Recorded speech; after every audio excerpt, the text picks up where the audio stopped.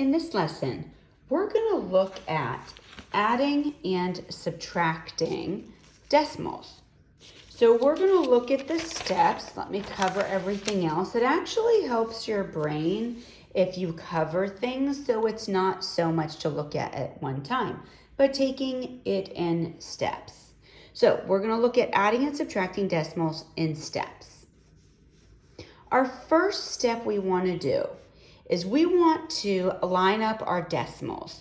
Often this is the mistake people make when they add and subtract decimals, is if they don't have their decimals lined up, they're adding the wrong or subtracting the wrong places. So one trick that can help you, and I'll show you when we get to our examples, is turning your paper sideways. Your second step that you want to do, the second step is add a 0 to places to make it pretty. So in this example right here, we have a number in our tens place in the second number, so we put a 0 as a placeholder in the first number.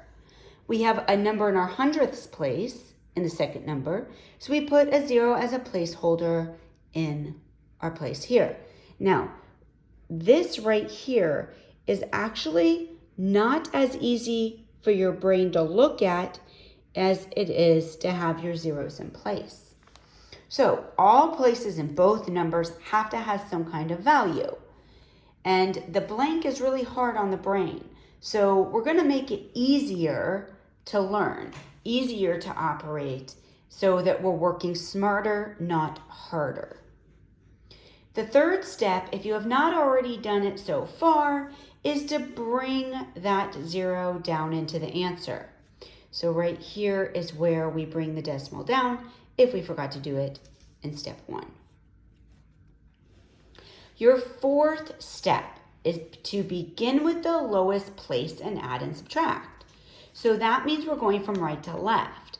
I often struggle with my right to my left, so I wanted to show you in your notes. Right here, you're starting with your lowest place, which is your right, and you will add or subtract each place until you get to the largest place, and that is where you will end. That's the same as adding and subtracting whole numbers, so hopefully this part was a review. Your last step is no different than when you learned how to add and subtract whole numbers, is you are estimating for reasonableness.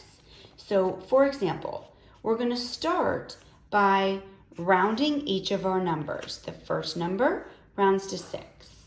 Our second number rounds to 72. I add these two together and I get 78. So my real answer, my actual answer, needs to be close to 78. It needs to be about, but it does not need to round to 78. So here we add and we find our exact.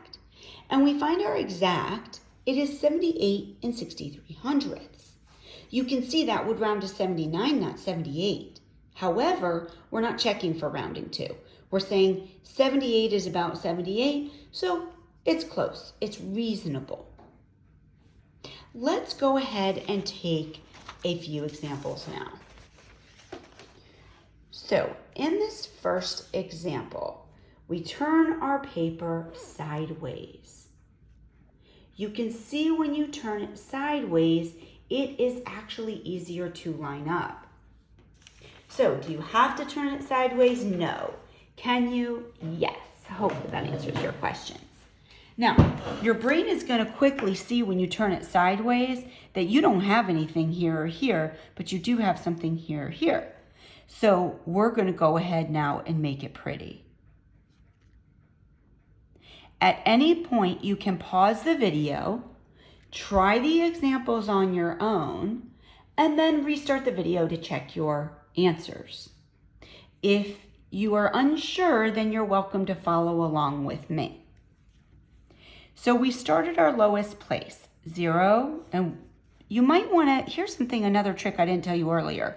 You might want to circle your operation. It helps it stand out and remind you what you're actually doing. So we're adding 0 plus 2 is 2. 3 plus 7 is 10. So I put my 0 down plus 1 to my next place. In this situation, I have not brought down my decimal point, so I'm going to bring it down now before going to the next place. 3 opportunities when you can bring your decimal point down. When you set up your problem, before you start your problem, or while you're working your problem across.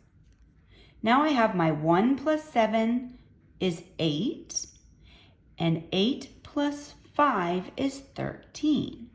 So my 3 goes down, plus 1 to my next place.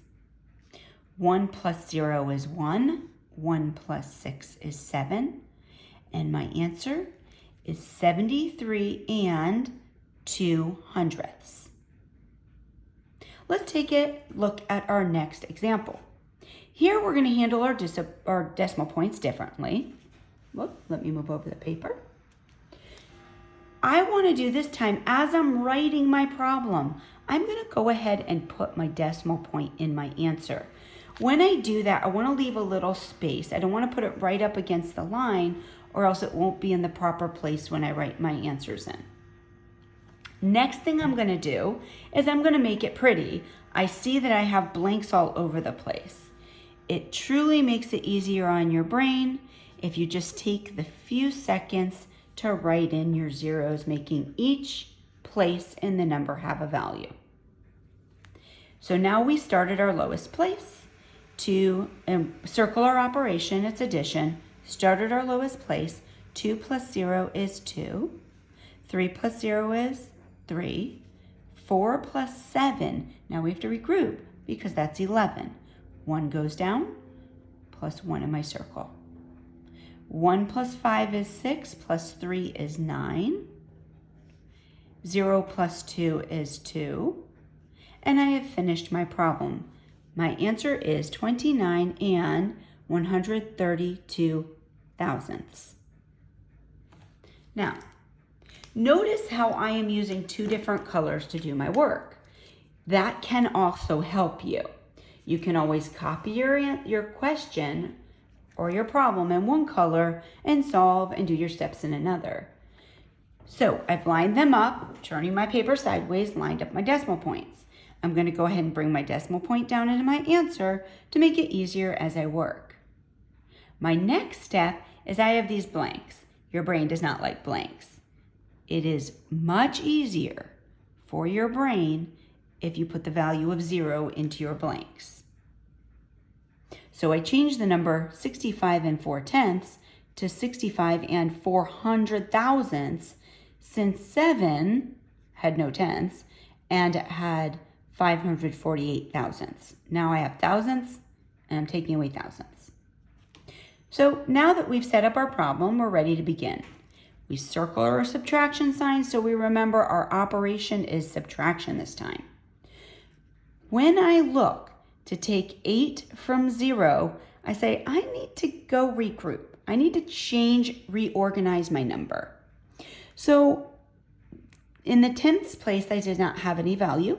So I go the 100th place, I go all the way to my 10th place.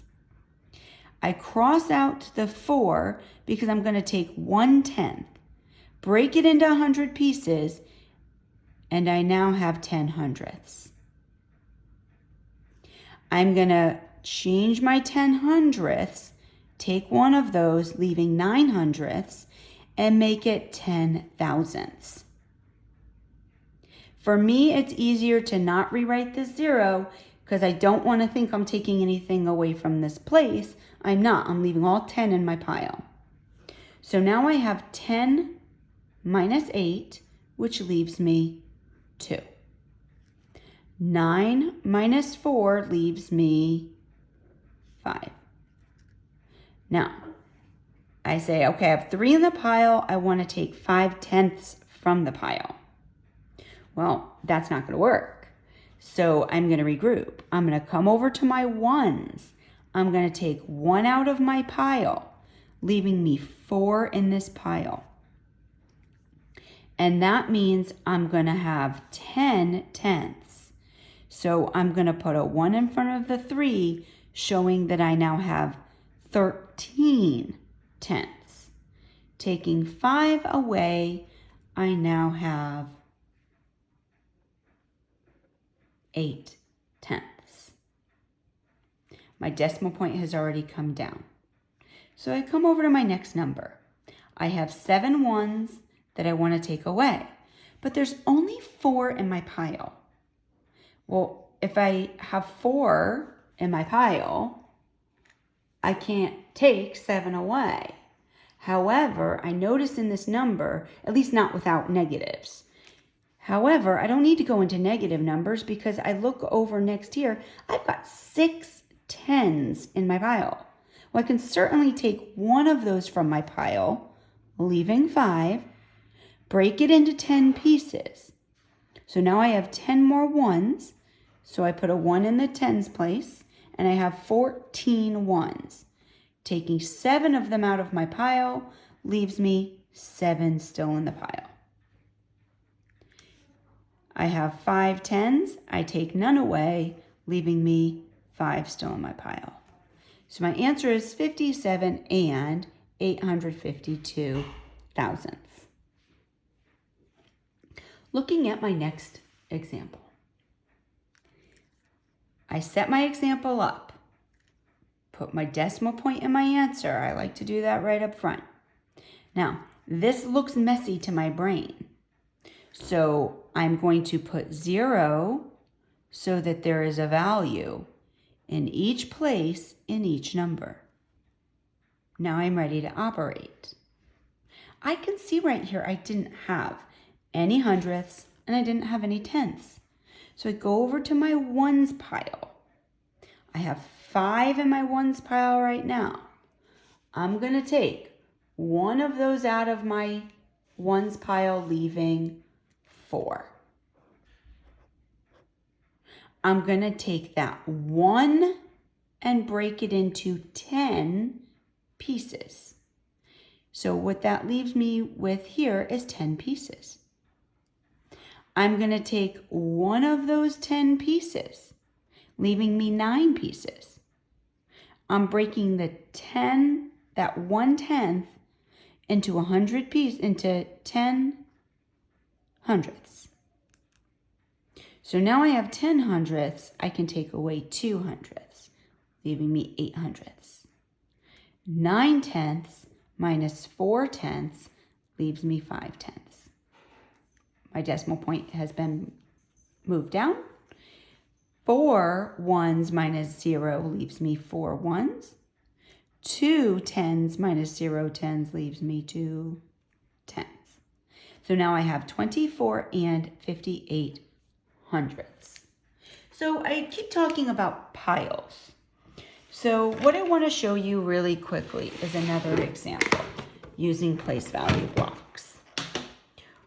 Remember way back from our place value lessons, we referred to this right here as one whole. That gave us, this is tenths. So let's say I have one whole and 2 tenths. And I want to take away from this number. So let's look at this and see if we can look at this in writing at the same time. Okay, I'm going to turn my paper so that we're looking at clearly. So what I'm showing you here is 1 and 2 tenths. But what if I say, I want to take away from this number, I want to take away 5 tenths. Well, first I'm going to make it pretty, right? Let's go ahead and make it pretty. I want to take away 5 tenths, but right here I only have 2 tenths right now.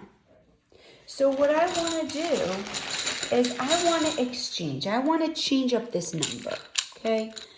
Instead of having this whole, I want to break this whole into 10 tenths. So I'm going to take this whole right here. And I'm going to trade it for these 10 tenths. So now what I have is I don't have a whole. I exchanged that whole and I now have 12 tenths in my model. Now I can take away from this pile of tenths. I can take away 1, 2, 3, 4, and 5 tenths. And that leaves me in my picture, that leaves me 1, 2, 3, 4, 5, 6, 7 tenths. 12 minus 5 is 7 tenths. I have no holes in my picture. 0 minus 0 is 0.